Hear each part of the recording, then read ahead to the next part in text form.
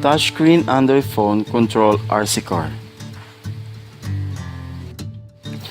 Today is year 2015. Nowadays, the technologies of RC car, there are many ways to control the RC car without cable or wireless. We think about how to innovate a remote control car, or as we all know, RC car. That's why we have chosen this RC car, because this will be our prototype car and this will help driving easier and safe in parking. Statement of the problem. Parking in a tight spot is the bugbear of every driver, and it's not just that narrow space can make it hard to get out of the car. They can also leave you with scrapes and dents that are expensive to repair. Objective of the study. We innovate an Android phone can control the prototype for parking. This project helps the user that got stuck in the tight space to parallel and perpendicular parking, and allows them to control their vehicle using Android phone to get out in a tight space. Background of the study. Radio-controlled or RC car are battery and gas-powered model car or trucks that can be controlled from distance using a specialized transmitted or remote. The term RC has been used to mean both remote-controlled and radio-controlled, where remote-controlled includes that are connected to their control by wire, but common use of RC car today usually refer to a vehicle controlled by radio frequency. Significance of the study. This prototype began success, it can be applied to real car, and it will be easy up the burden of the driver in driving a car while in traffic at the same time. Scope and limitation.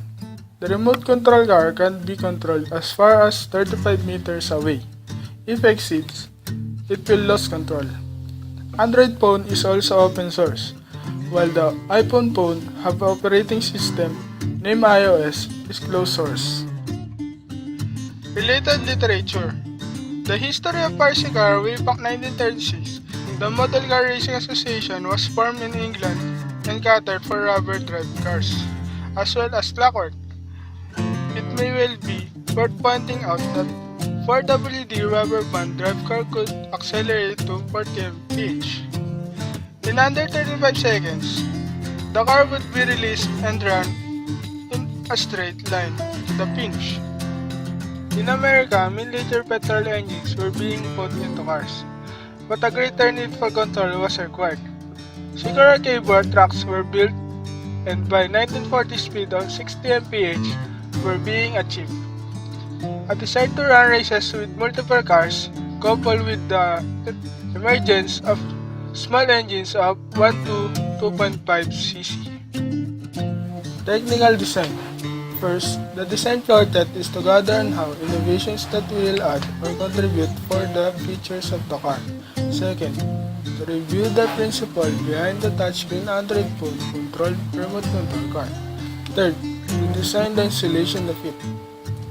Fourth, to prove if this project can be applied in real cars, safety use, and this driver can drive in easiest way. First, we need a regular remote-controlled car. RC car parts have motor, batteries, potentiometer, transmitter, relay, sensor, receiver, and resistor. When we disassemble a regular remote-controlled car, easily affixing materials are need to assemble a touchscreen Android phone-controlled RC car.